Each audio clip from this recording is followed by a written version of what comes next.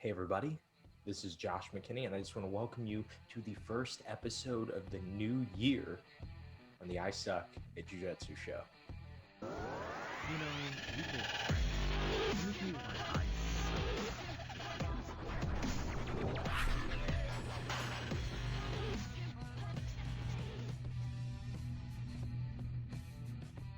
Okay, if I'm being totally honest with you guys, the reason the intro was a little bit different, I didn't say welcome to episode whatever of the I Suck at Jiu-Jitsu show. It's because I didn't check what episode we were on before recording, and I haven't recorded in like 2.5, 3-ish weeks.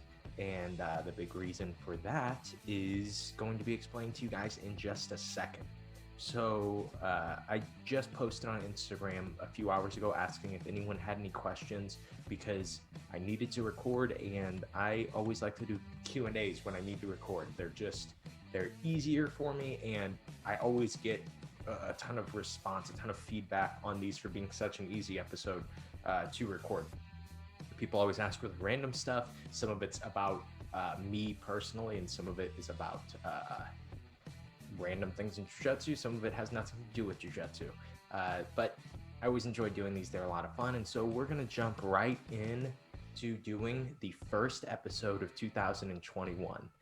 Question one that I was asked, this is actually by my friend Ezra Lennon, who's been on one of the earlier episodes of the show. He asked, did I have COVID? I've made a post on my post asking for questions. I said I'm finally feeling good enough to be able to record. And yes, I did have COVID. And I'm going to talk maybe a little more into what the symptoms were like and stuff like that a little bit later on in the episode. Uh, just know this, it was no fun for me. A lot of people talk about it like a lot of people that I know that are my age, they don't really have very bad symptoms or nearly as bad of symptoms as I did. But I'm all good now. I'm all better. Actually, we'll be released from quarantine tomorrow. I'm going to take an extra 2 days before I go back to the gym and start teaching, just because, just trying to be safe with it. And also, uh, you almost have to recover from being sick once you're not sick anymore. It's kind of weird. Your body just gets uh, beat up from it. But next question, I had it's actually one of my students, my kids' coach. John asked a question, and he says, "What are things that people need to do to get through at each belt? That people need to get through at each belt." He didn't type it the incoherently like I tried to read it there. I couldn't read my own handwriting. That's my bad. But what are things that people need to do? They need to get through at each belt. What should you look for in each belt? I just will tell you guys my opinion. This is what I think each belt should represent. This is not how every coach looks at it, but I think you should have a criteria. I think most coaches don't have a criteria. It's kind of like when you know, and that's cool and all, but you kind of have to you kind of have to you kind of have to have some type of criteria. It just makes it more fair for your students. It makes it so much easier. And I know the whole, oh, you shouldn't be chasing belts and things like that. We all want to get the black belt. We all do jiu-jitsu to be good at jiu-jitsu. And one of the best ways to have that checked box to know that somebody is good is that they have a black belt. We should want to get the black belt. I don't think there's anything wrong with that. I think the big thing to look at, though, when it comes to each belt is this. I always like to say, uh, I have a criteria because it's important, to not only help me just to be able to differentiate, help my students to be able to have something to attain, but it's also much easier just to know jujitsu if you know what you're looking for, what the coach is looking for, and that's kind of where the attitude of gyms come from, or whatever. But the big thing is, I'll just look at each belt individually. Obviously, you don't have any criteria to get your white belt except for showing up for your first day of class. Your next belt is your blue belt, right? This is where we lose a lot of people. I've given my opinion on this on the show before, talking about how I think that the reason that we lose a lot of people is because the blue belt is pretty easy to attain, depending on where you're at. And then what happens is you kind of set a goal to, I want to lose weight, and you lose weight and you get your blue belt, right? But then you don't have any other goals. And so sometimes you just kind of end up in that position where you're like, hey, I don't have anything else to get out of this. And then you quit, right? That's, different for different people. But for me, what a blue belt is, what a blue belt should be, is somebody who is good at one thing. That is what is written down on my list of things that a blue belt needs to be. That is it. Good at one thing. And keep in mind, this is my general belt promotions. This is not for everybody. Usually, I would say this would be for the average person. I am harder on my good competitors when it comes to belt promotions, obviously, because it's really hard to compete. And so I think you should be a little harder on those guys. But for general purposes, this is what I look for. Number one, you have to be good at one thing. What is good? Good means that you can take one thing and do it to 50% of blue belts. Okay, so that as a white belt, you can do one thing. It doesn't even mean you have to be able to finish it. But let's say you are good at the guillotine. Okay, so you're good at the guillotine, you're really focused on it. I want you to be able to threaten 50% of blue belts with it. Okay, that is what, in my opinion, is good. The reason that you only have to be good at one thing to get a blue belt from me, okay, because this takes a year, 2 years to do.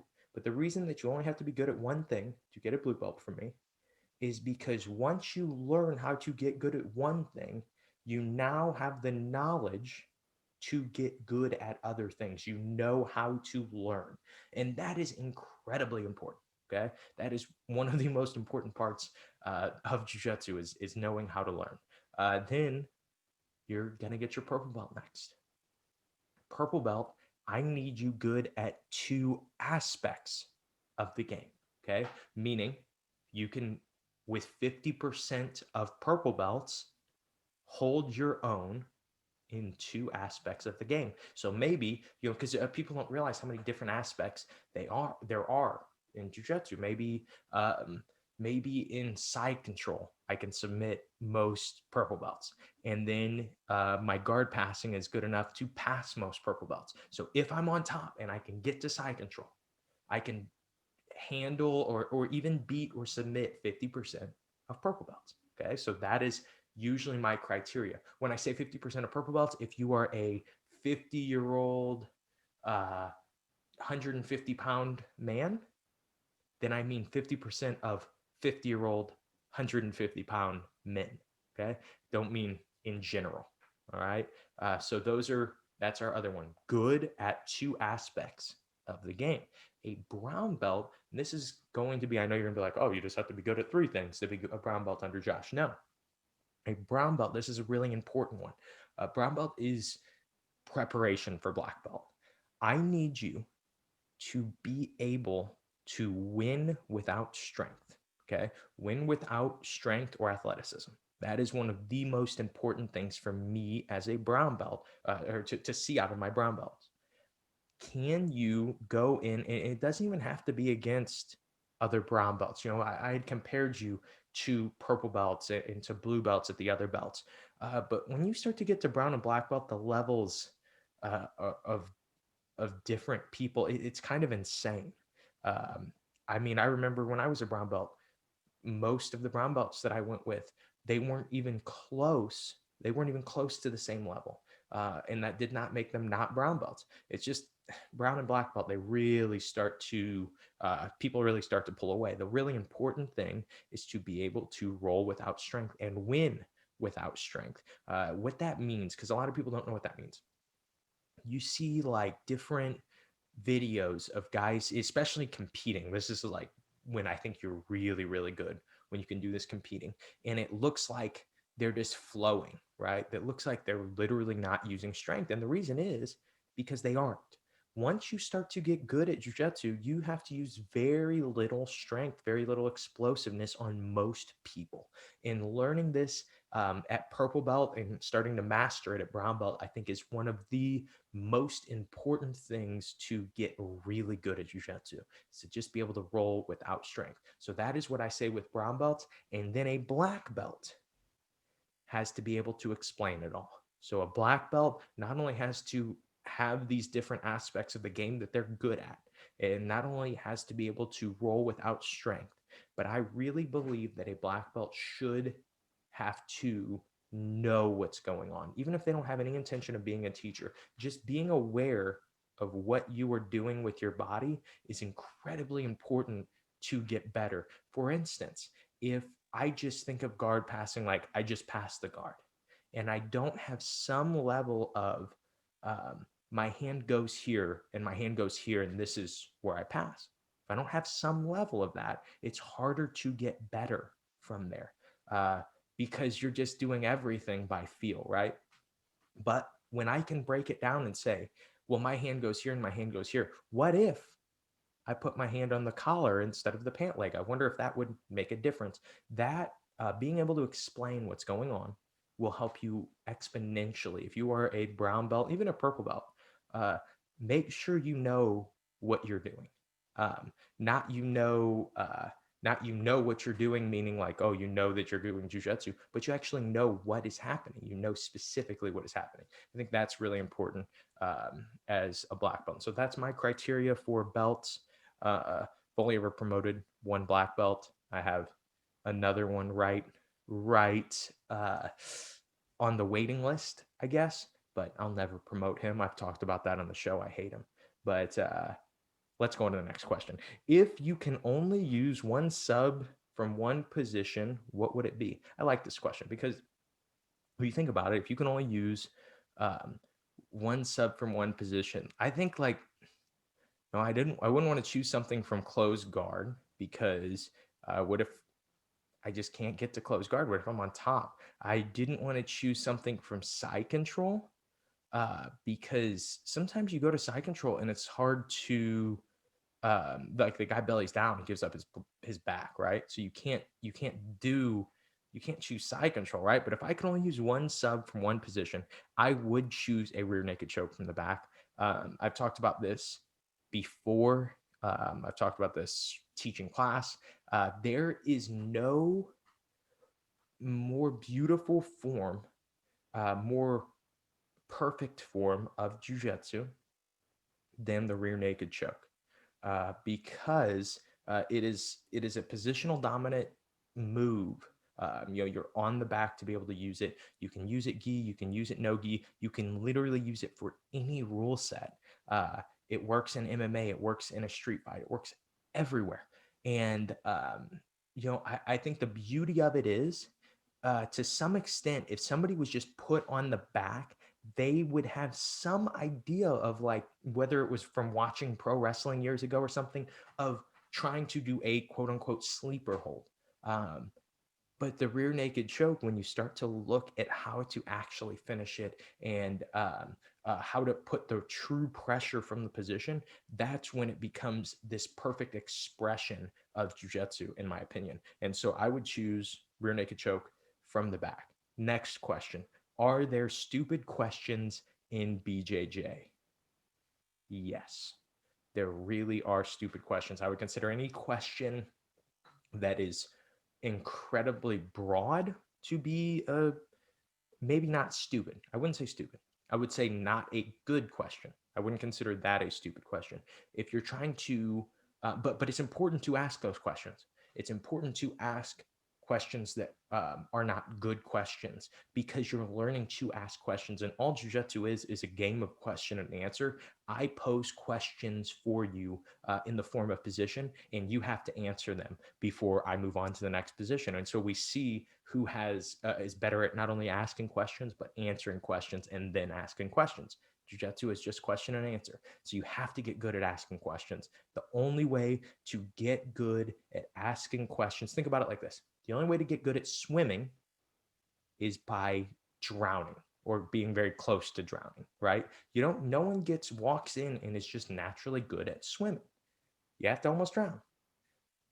Nobody is good at asking questions. No one just walks out and is just a great question asker out of the womb. Little kids, they ask stupid questions. But the kids that continue to ask questions are the ones that tend to ask the best questions eventually. So in Jiu-Jitsu, we continue to ask questions.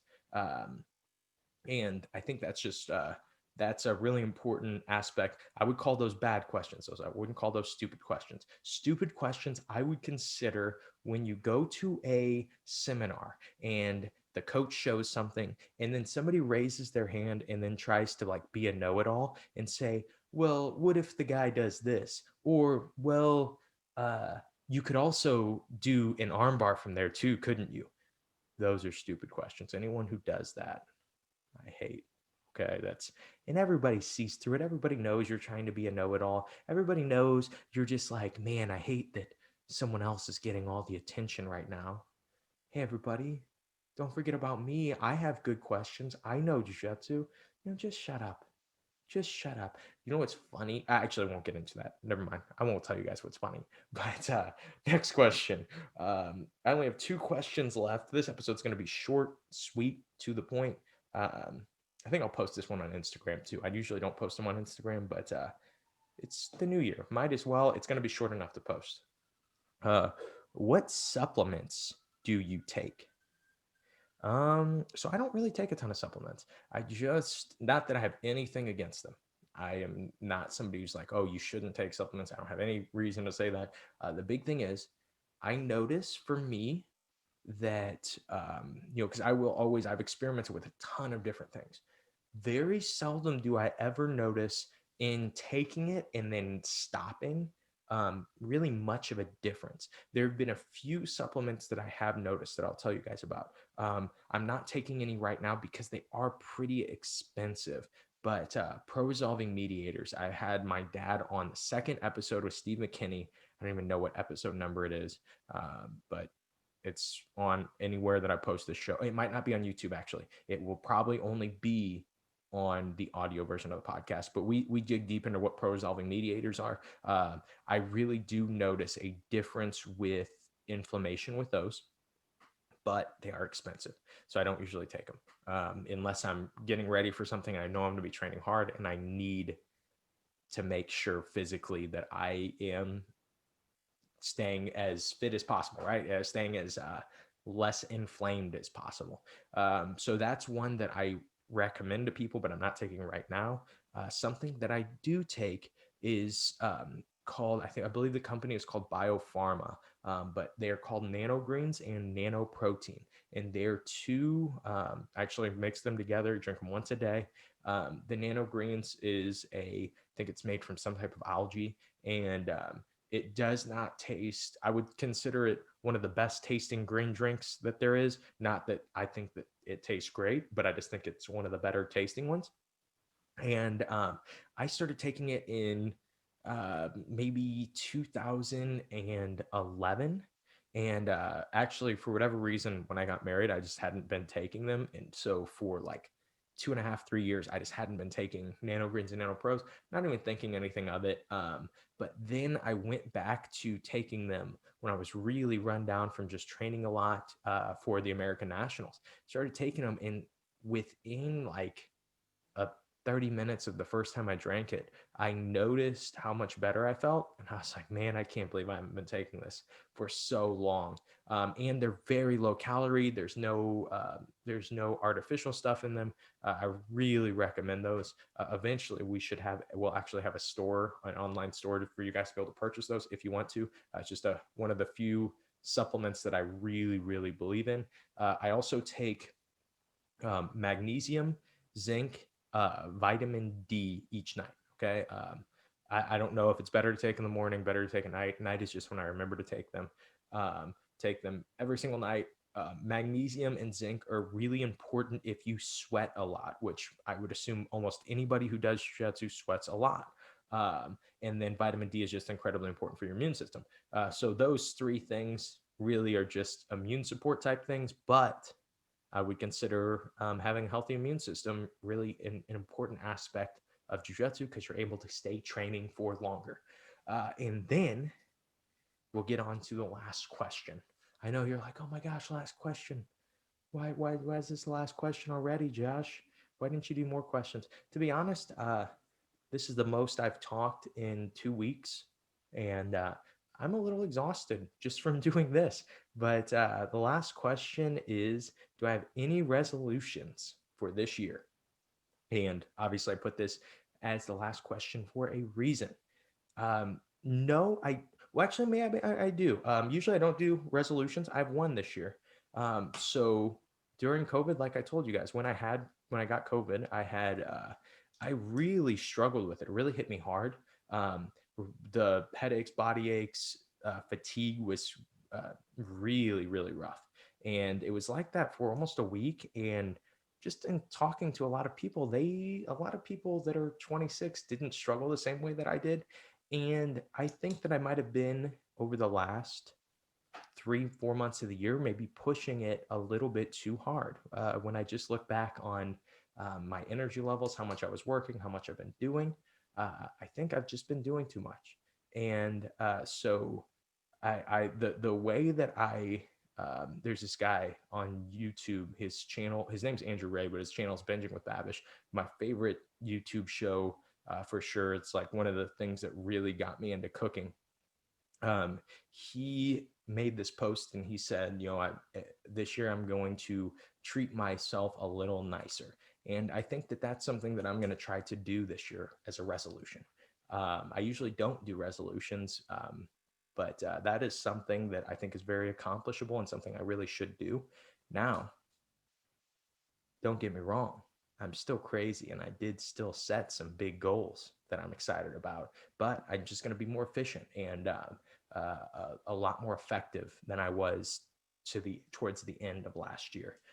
In my opinion, I think I really just got inefficient. And when you get inefficient, just like in jiu-jitsu, you get inefficient in jiu-jitsu, it causes you to muscle. The more you muscle, the more tired you get. And then the more tired you are, the less efficient that you're going to be, right? And so that's what started to happen to me at the end of the year. Having these last 2.5 weeks off have kind of been a nice reset for me. But let's pretend the question wasn't about any resolutions. Let's pretend the question was about goals for this year. I have one cool one that I'm going to share with you guys because I'm really excited that it's starting to kind of come into fruition. So the big thing is for our school, when we bought our building at the very end, I guess maybe the very end of last year or the beginning of 2020, who knows? I don't remember when we actually closed on it. I want to say we closed on it right at the end of the year. But we got this building, and part of the deal, we purchased it. We didn't rent it. No, part of the deal was we kind of had this little bonus building on the property. It's like 500 square feet, and we didn't have any use for it. Thought about renting it. Really, people aren't dying to rent things right now. Commercial real estate rentals, people aren't just diving into right now. Considering in a lot of places, including in Illinois, it's not legal to run most businesses. But we had this bonus building, and I had always wanted to turn it into a recording studio for jiu-jitsu content. And it just, it was just kind of always my hope that we could do that. And this year, the wheels are turning, and I think probably by the end of the month, maybe mid next month, definitely by my birthday. I always set some type of goal to get my birthday's February 23rd. I'll link my PayPal just in case you guys want to throw some cash at me. But uh, I always try to set a goal to do by my birthday. Like last year, our first day of having the gym operating was February 22nd, was the day before my birthday. And so the goal this year is going to be to have our recording studio for jiu-jitsu techniques operational. And so if you guys have bought anything from Simplifying Jiu-Jitsu, we record at my Jerseyville gym, and it looks really good, but just having such a big space, it makes it hard to control lighting. It makes it hard to control outside noises and things like that. And we will hopefully, within a month, not have those problems anymore. And so we're really excited about that. I'm really pumped about being able to to do this, and to it's really exciting to see how in 5 6 months Simplifying Jiu-Jitsu has grown so much to be able to do this. And I can honestly say I'm so thankful for you guys that have purchased anything or even just shared anything that we've ever posted from Simplifying Jiu-Jitsu. You guys made such a big difference for us in 2020, and we will continue to put out some excellent content in 2021 as a way to say thank you. So that is all I have for you guys today.